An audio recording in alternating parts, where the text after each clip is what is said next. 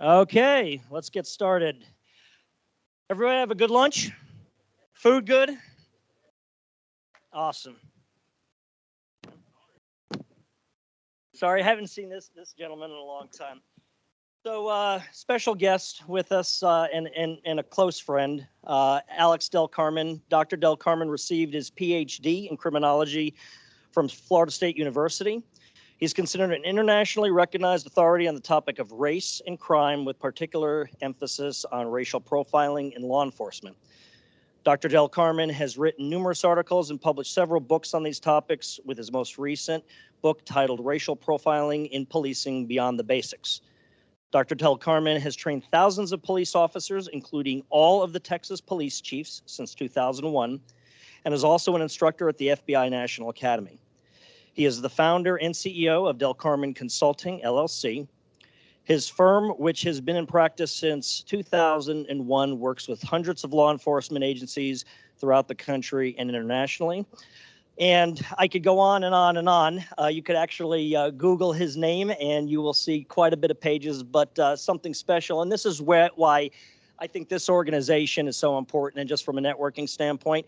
Actually met Alex in '95 when I was an undergraduate at UTA getting my bachelor's in criminal justice, and to this day now we're still friends. So please help me welcome Alex Del Carmen. Thanks, Glenn. If anybody wants to see Glenn's transcripts, I'm happy to share those with you. If you want to see what he actually did in my class, he's still making up a paper, I think. Anyway, so Glenn is a good friend, and I'm happy to be here. It is great to see all of you. One of the things that happened in my career, before we talk shop here, is that I was trained as a criminologist at Florida State 25 years ago. I appreciate Glenn not dating me. Quarter of a century ago, and what was really interesting about my training as a criminologist is that my last year, I decided to write my dissertation on a concept called CPTED, which I think some of you have heard that concept before, right? And crime prevention through environmental design. And what was really unique about that is that the guy that phrased the term, C. Ray Jeffrey, was my major professor. And so I got a chance to study CPTED with the best and from the best. And my first article in criminology was on crime prevention in the security industry. So I've been very close to my heart, what you all do, and the seriousness of the job that you guys entail. I have been devoted most of my career, even though I'm an associate dean at Tarleton State University, which is not far from here in Fort Worth. But I have done a lot of consulting work, as Glenn mentioned. And in fact, next Wednesday, I'm going to be at the Academy in Quantico teaching for 5.5 hours. Up there, I'm one of those academics that I believe that our job is to be in the field and work in the field as well. So having said all that, the topic that I'm going to talk about is very, very serious. About, I want to say probably 3 years ago or 2.5 years ago, when after George Floyd died, the A&M system, the chancellor, because we're part of the Texas A&M, there's 12 universities, Tarleton is one of them. He brought us all together and he says, I want to do something that allows us to study, risk, security, and various other components. So I signed up immediately. And before we knew it, I had the opportunity to found this institute, which we call it IPAC, right? And it's the Institute for Predictive Analytics in Criminal Justice. And it's housed out of Fort Worth, out of the university. And we have a lot of folks like me that have PhDs that do a lot of work in the field across the A&M system. So we have all 12 universities that are sort of part of the institute, even though it is an A&M institute. It is housed out of Tarleton. I founded it and I directed, as a quote unquote, part of my full-time duties. But what is great about the institute is that we've been actually able to measure some things that most other academics have really been contemplating for a while, but we have the infrastructure and the talent to do that. And this topic was one of those things that we actually covered because of obviously the attention that it's receiving nationwide, some of the ramifications that it has to the private industry as well as it relates to keeping your environment safe, right? And so everyone talks about mass shootings. And we heard 48 hours ago what happened in Louisville, we hear often all of these, very, very violent instances that seem to be happening almost every other day. And to that end, everyone says to me when I interview with the media, they ask me the following question, and that is, are they happening more often than before? And if they are happening more often than before, what exactly is that we can do, right? So then the politicians begin to talk about gun control. Politicians begin to talk about whether or not we should give access to people who have guns or not. In full disclosure, I'm a first-generation immigrant from Nicaragua. I came here at the age of 12, fleeing the war and communism. My dad was a U.S. citizen, already working, in Nicaragua as an American. So the immigration issue was never one issue for us. But I had to learn English. I had to do all those things that most immigrants have to go through. And I say that to say the following: I'm probably the last person that would sign up on a list to give up our Second Amendment rights, because I do believe, and I do believe as former military and all that other stuff, that we should all have access to guns and defend ourselves. However, the politicians have come in and they've basically taken this apart, made it into a political issue, when in fact, what really resonates for us is the data. Very few people actually look at the data. Everyone talks the good talk. People, they make these huge assumptions about security and about, mass shootings and specifically workplace violence and school shootings and whatnot. We even spend millions of dollars every year on things that we think make sense, right? But there is zero data that supports it. Zero data that supports it. What is great about the work that we did is that we don't have, a beef in this fight. We're not tied into any organization. We're not being fed millions of dollars to say a certain argument. We're a whole bunch of nerds that got together and basically said, you know what? We've been around, tactical exercises, procedures. Some of us have actually been, practitioners, and we just want to understand this better so that we can then provide some degree of guidance to people as to what to do. It has caught a great deal of attention ever since we released this about, I want to say it was latter part of last year. CNN, Fox News, you name it. They've actually been zeroing in on some of our findings. So I wanted to share that with you when Glenn invited me to come here. I want to kind of talk a little bit about the broader topic of mass shootings, but some of it you're going to see the workplace violence related to that. So what I'm specifically going to talk about is the profile. If you put a mass shootings or workplace violence under a microscope or through an X-ray machine, what does that look like? So these folks that call the Violence Project, they have been tracking this data for a long, long time.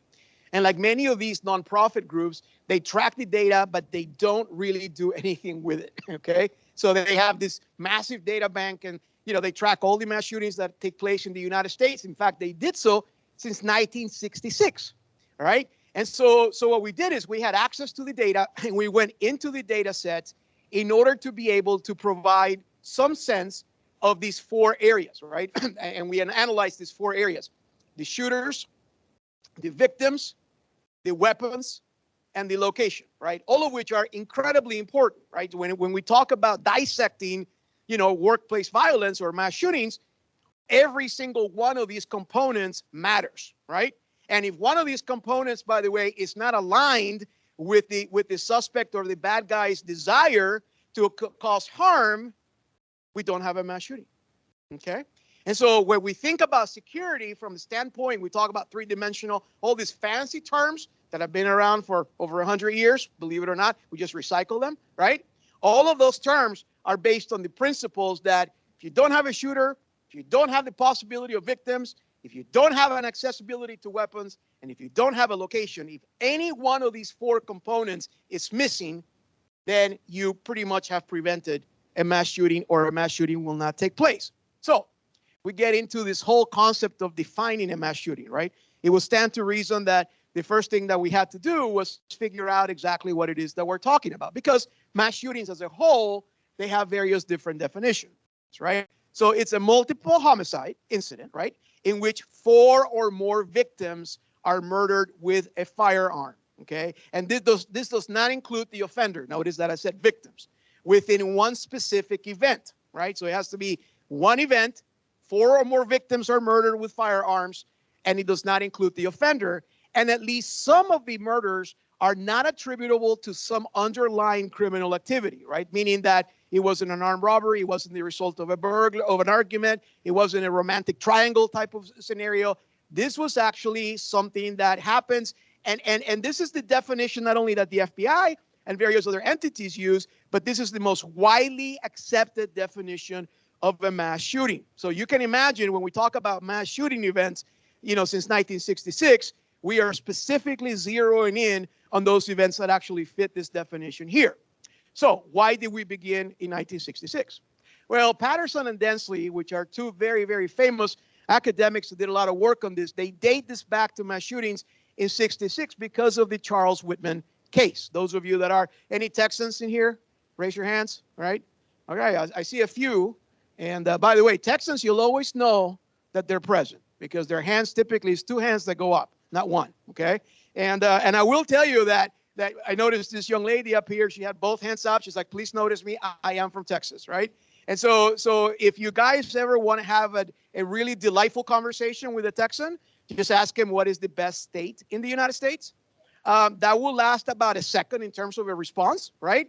And then secondly, which is actually, let's see if the knowledge base on Texans is here. I'm trying to, by the way, deflect from a very serious topic here for a second, but that is, why is it that Texas is so special when we raise our flag next to the U.S. flag? Anybody know? Same height. See, the non-Tex, you're not a Texan, right? You are. See, and by the way, he said that with his eyes just flicking on me, going, absolutely, you better not say that again, you know, because I am armed. Anyway, the point is that here we have, that's absolutely right. Texas never surrendered, right? And so we are allowed to flag the Texas flag next to the U.S. flag. By the way, the rest of you that are not impressed, you really should be, okay? Because if not, you're not going to have your next meal. Anyway, so in 1966, Charles Whitman climbed the tower at the University of Texas in Austin, and he began to kill people indiscriminately. And we know this because, you know, this made a huge impact on workplace violence, school violence, mass shootings. We had seen shootings of this magnitude before, but not any that had actually received that type of attention nationally and internationally. Many people in the scholarly world actually classify this as the first indiscriminate mass shooting during the age of a national media coverage. In other words, as far as we know that media was covering and whatnot, subsequent shootings had enough media coverage that it actually built up on this particular analysis, right? So here's a list of some of these mass shootings, specifically in Texas, because I am a Texan and I'm a little biased, and I wanted to show you, you know, that we are sadly the proud holder of several multiple mass shootings that have taken place since 1966. Now, we updated this to 2022 to the school in Uvalde, but since Uvalde, we've seen obviously other shootings that have taken place, so we have not updated this as of today. Sadly enough for us, we can't keep up with them, right? And so sometimes we would have to be doing this PowerPoint almost every other week. The Violence Project database captures details on 178 mass shootings. So that's what we looked at, right? In terms of the analysis, sometimes, you know, and I'm a criminologist, as Glenn said, I'm a PhD in criminology. So for us, everything is science, right? So we look at it from the standpoint of, before I even talk about the prototype and the actual silhouette of the shooter and the place where the shooting took place and whatnot, we have to know how it is that we defined it, and we also have to know what it is that we looked at. So 178 mass shootings, which is no small sample in terms of what we looked at. And the database was actually coded very, very, very much carefully with the various variables that we noted earlier that would allow for, you know, just a very healthy, rich environment. You know, we academics, we love, especially us criminologists, we love data. I'm a data person. As you can imagine, I teach statistics at the PhD level, and so I'm the guy that everybody loves when they see, you know, walk in the room and talk about regressions and all that other stuff. But data to me is very powerful, right? And so the access to this data allowed us to be able to provide this particular conversation to you. So most shooters, male. Not a surprise, right? Why do you think that is, by the way? Anybody? You know, the Texan had to talk about testosterone. Did you notice that? Anybody else on testosterone?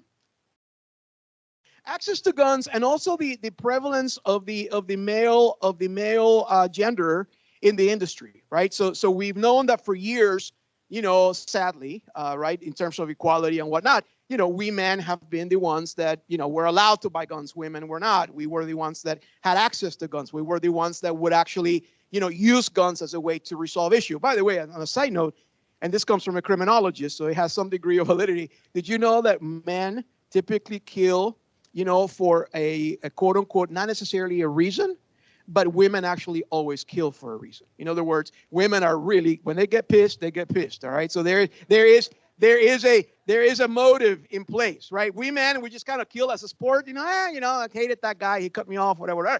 Women, they plan this stuff, right? So they, it's like I'm going to methodically follow this, I'm going to do this. So make sure if you're, married or have a significant other, that you're feeding her well, and that you have somebody next to her that is eating the food for you, testing it. I'm just kidding. But the point is that there is a method, right? Seriously, I'm not just telling you that. We have found over the years that women always have a purpose and the means to do it, but they also plan it, right? Whereas men don't. Yes, sir. Those as well.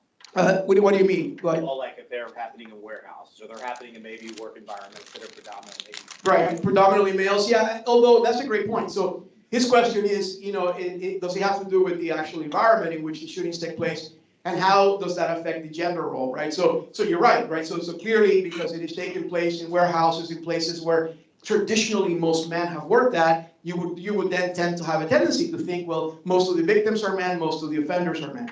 Having said that, there's been a slight change to this, and we're now seeing women have a more active role in the shooting scenario of some of these things. So the idea of just singling out men that have a certain problem at work or this or the other, which I'm going to get into in a few minutes, is sort of something that you're going to do yourself a disfavor if you think that gender is somehow a predictable variable. But traditionally has been, but I would argue that it's no longer going to be one in the future. Do men have more of a propensity to violence than women, just in general?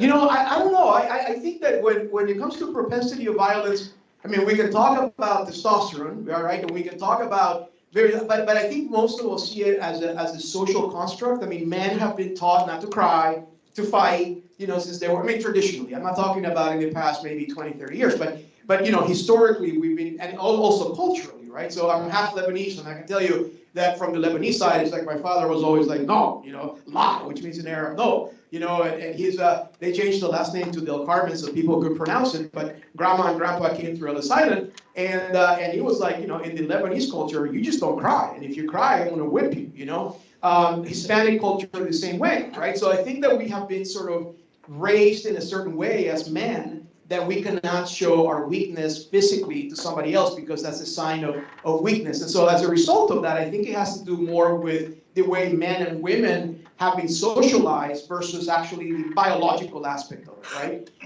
And so it's kind of an interesting concept, but I think as we starting to see, in the next few years how this is changing, the demographics are going to be changing, right? So here you see the age classification, and mass shootings as a whole is a business of the young, right? So 20 to 29-year-olds seem to have a prevalence among those individuals that are the shooters. And the second largest group is 40 to 49, third largest group is 30 to 39. So if you were to actually gap this and bridge it between 20 and 49, you would see that the cluster, the main component of the data seems to sit between those ages, right?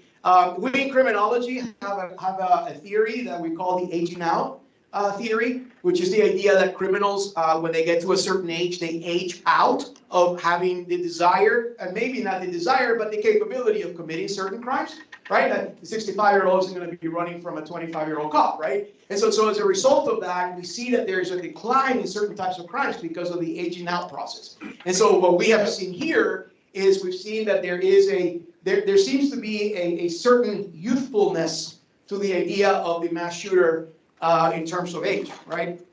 In terms of race, most of the mass shooters are white. And again, this should not be a surprise, right? And the reason why it's not a surprise is because predominant culture, predominant race, predominant age, predominant gender, And so white men specifically have been the largest group among mass shooters, followed by African Americans, followed by Hispanics. Hispanics are now rising up to match almost at the level of African Americans in some of the most recent instances that we've seen, but there's still a prevalence of Caucasian males that seems to be, the norm on mass shooters, right? So, race. While whites make up most of the mass shooters, the trend over the last 20 years, as I mentioned earlier, seems to be increasing. The shooters also have a higher likelihood of not being in a relationship. It's very important, right? So most of these shooters are single, divorced, or separated. Mental illness, and we use that term loosely these days, right? But mental illness, over almost 70% of them exhibited signs of mental illness, right? So I always question when I read something like that, I'm like, what does that mean, right? And so does that mean that they were seeing a psychiatrist, that they were seeing a psychologist, that they were under some form of medical, prescription of some sort? And what we have found is that most of them have at one point or another, sought help from a mental health provider. And so by virtue of that, we know that that individual has been exposed to, some sort of medical treatment. Some of them have actually committed the crime while they are seeing a psychiatrist or a psychologist and whatnot. I want to caution you when you read this to not misinterpret the data, right? We're not saying that most people that are mentally ill or suffer from mental illness are in fact violent. We're not saying that, okay? We're also not saying that if you're mentally ill, you're likely going to cause this type of crime because, obviously that's not the case. What we are saying, however, is that there seems to be a prevalence. So think of it in the context of your industry. How do you prevent, or how do you try to prevent someone from engaging in this level of violence? If you have mental illness as a prevalent factor, wouldn't it stand to reason that in your respective industries, you provide mental health access to individuals that are being monitored, that are being given all of the help that they need in order to try to adequately address the issues of outlying behavior, right? And so start thinking on the context of how do you make this data personalizable to your industry, and how do you allow for that data to actually be helpful? Approximately 65% of them had some sort of a criminal past.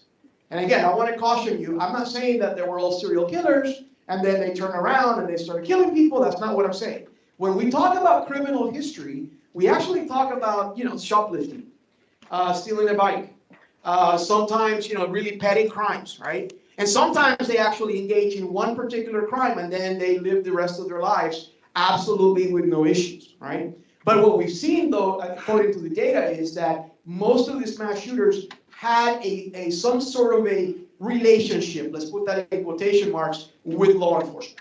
Whether that relationship was that they saw a cop when they were little, they got arrested when they were young or even of age, but the crime wasn't serious enough that it actually put him in prison for X number of years, right? So in other words, probably first-time offender, something petty, a misdemeanor, but they had some sort of a relationship with the law prior to the incident. The recent employment change, this is very, very important to the industry in which you're in, and I put this in place thinking about Glenn and some of the conversations he and I had about the audience that I have here. And prior to engaging in mass shootings, 55% of the shooters had experienced a recent employment change. That's the data, folks. That's not my opinion.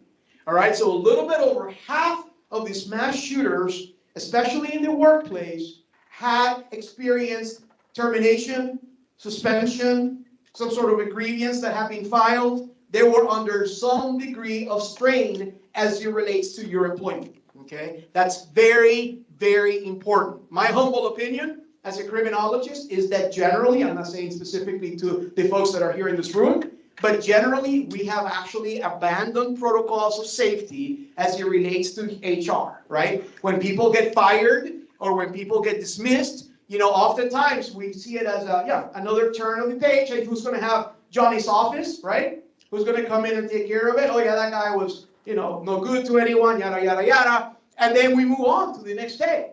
But there's little follow-up on the behavioral side. There's little monitoring of social media, right? And I'm going to get into that in a few minutes. These folks leave right? And we criminologists get paid to think like the devil, in case you haven't noticed, right? And so what I'm trying to tell you is these folks leave the workplace and they want to manifest their anger somehow, right? The easiest way to manifest that anger is through social media. So they're going to sit there in front of a computer, type things up, they're going to blog something, but we in the industry, in my view, we are ill-equipped in that we're not even paying attention to that. We don't even have folks in our industry that are looking at social media pages post the employment of somebody that just got fired. We don't.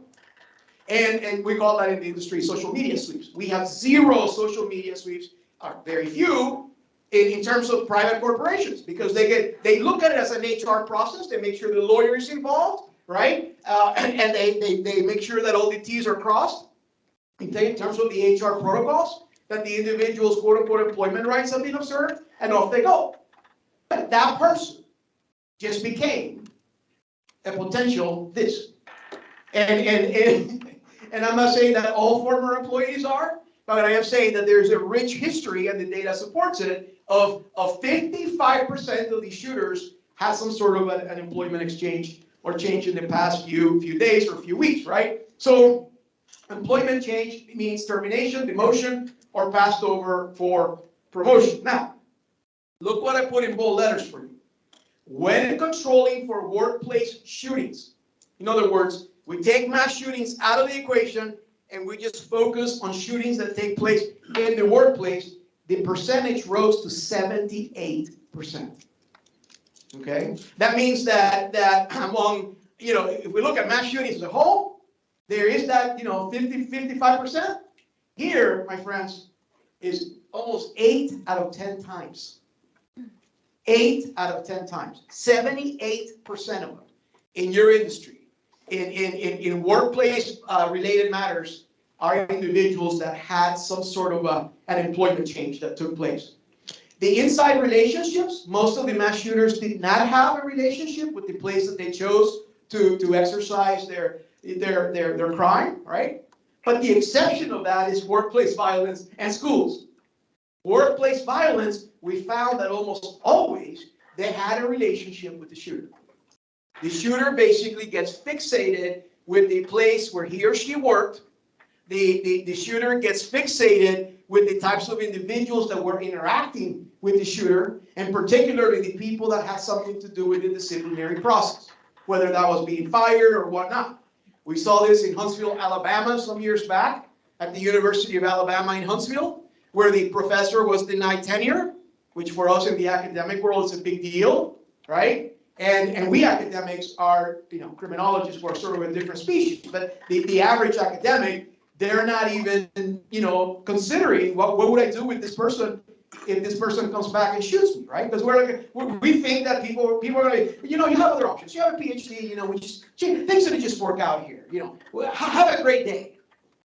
And by the way, we'll give you 2 months worth of, payments for you to have like a parachute of some sort, have a great day. But you have no idea the mindset that person is in.